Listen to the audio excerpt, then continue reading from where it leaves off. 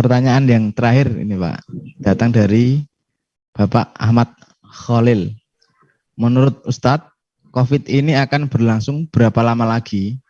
Apalagi kalau habis Delta ini, seumpama muncul lagi varian baru. Terus sikap kita bagaimana kalau ini terlalu lama? Berikutnya, kira-kira vaksin yang baik saat ini yang seperti apa? Bolehkah kita sudah divaksin Sinovac karena masih banyak yang kena? Minta vaksin Astra atau vaksin lainnya? Bagaimana reaksi tubuh kalau kebanyakan vaksin seperti itu? Ya, ya. Jadi kalau ada pertanyaan COVID ini masih berapa lama lagi, kita tidak tahu semua, Pak. Jadi saya beberapa kali Zoom meeting dengan PDM Grobogan juga menyampaikan COVID ini penyakit baru, ya. Daya tularnya cepat, mekanisme penyakitnya ketika masuk di dalam tubuh manusia belum banyak dipelajari.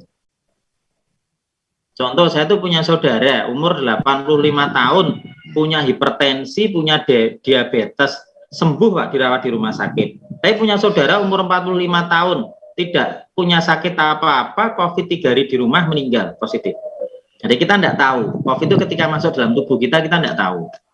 Dan para ahli sepakat bahwa virus akan selalu bermutasi. Bisa lebih bahaya, bisa lebih ringan. Maka langkah kita tadi mengikuti arahan dari Persyarikatan Muhammadiyah. Kita tidak paranoid dan kita tidak abai. Ya. Semoga daya tahan tubuh kita, imunitas kita segera terbentuk. Nah, menyambung pada pertanyaan selanjutnya, vaksin apa yang paling baik? Vaksin yang paling baik adalah vaksin yang tersedia saat ini. Ya.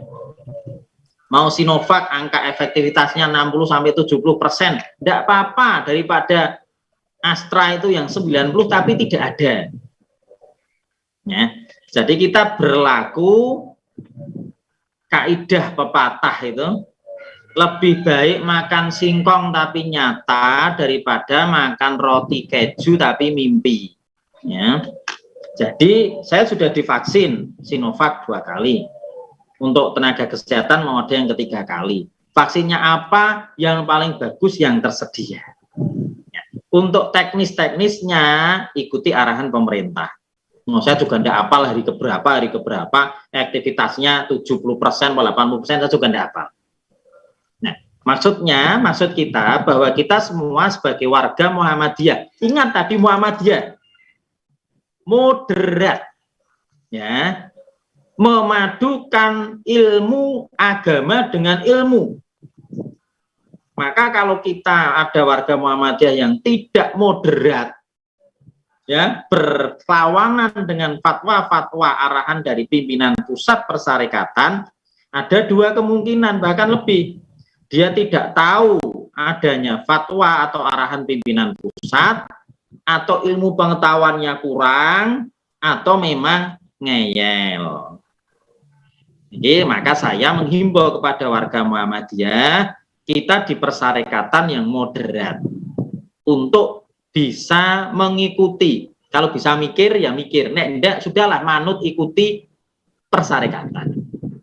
Wayahe vaksin, wayahe pakai masker, jaga jarak. Nanti kalau ada persyarikatan sudah tidak perlu pakai masker, sholat tidak perlu jaga jarak, kita mengikuti.